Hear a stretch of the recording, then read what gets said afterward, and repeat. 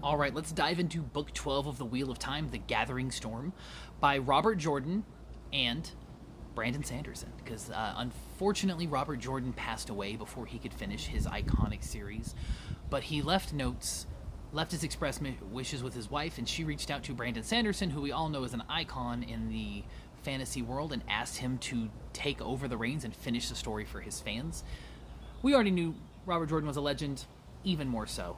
I will say, you can't really tell that Sanderson took over. He did such a good job transitioning into being the author of the story that there's some slight moments, some slight little things that you could really pick up on in the prose if you're trying.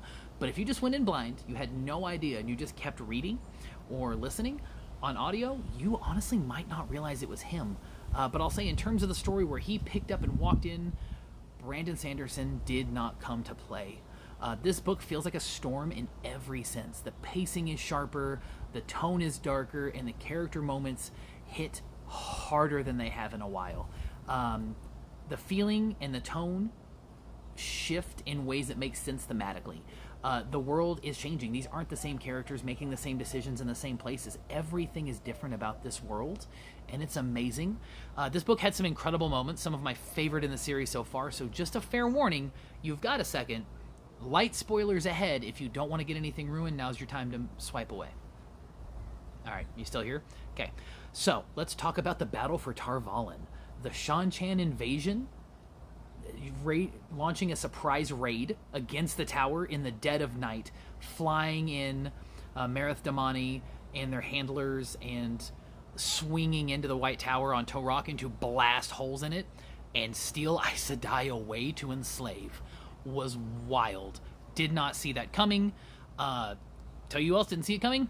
The Aes Sedai and Tar Valon. It did not go well. What did go well was Egwene. Even though she was unable to channel more than a thread of the power, she was able to get enough novice and apprentices and even Aes Sedai or two to help form circles and grab some of the Tur-Ongrial and sa'Ongrial that they had in the tower, and was able to mount a defense.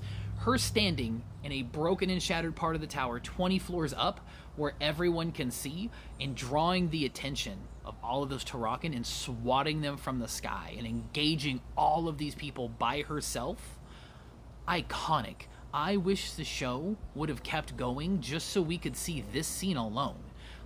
I will also tell you, I didn't watch the show. The few things I heard sound like the story got a little convoluted, but I can't speak to that. But this is a moment that deserved to be on the big screen, and I'm sad we'll probably never see that. After everything she had been through, watching her being able to be that powerhouse and that force and that leader that we knew she'd been for books, her arc is incredible. I love Egwene. Absolute top-tier character. Speaking of top-tier characters having moments that I love and have to spoil, Cadsuane. It is easy to forget that she can be terrifying and infuriating, but she's calculated, intelligent, and absolutely the person that we need on the side of the light going up against these people. Her confrontation with Cimaraj was electric. This woman took Cimaraj, a member of the Forsaken, one of the greatest channelers in the history of the world, incredibly dangerous, a name that they used to strike fear in people for centuries. She took this woman and put her over her knee and spanked her like a child. And then when she asked her if she wanted to stop, she smarted off. She did it again. Iconic. Cadsuane is a queen. I love her character. She's made some missteps. She did make me mad a few times, fucking with Rand. But I absolutely love her character. I'll be taking no criticism of Cadsuane, at least for now. Maybe she'll change my mind in the next two books. Rand's arc is really heavy in this one. We watch him descend into something harder and colder and trying to not break and crack under the weight of it. We see deeper struggles with his descent into madness and what that looks like for both him and what it looks like to those around him, and it's terrifying. It was tragic, it was necessary, and it was beautifully handled in this book. The mountain scene, that one I'm not going to spoil for anybody. It's iconic. If you know, you know. It is amazing. Another one of those moments in a book that just feels like the epitome of what a high fantasy should be. My final rating on this one, I'm going to be honest, 10 out of 10. I have no notes.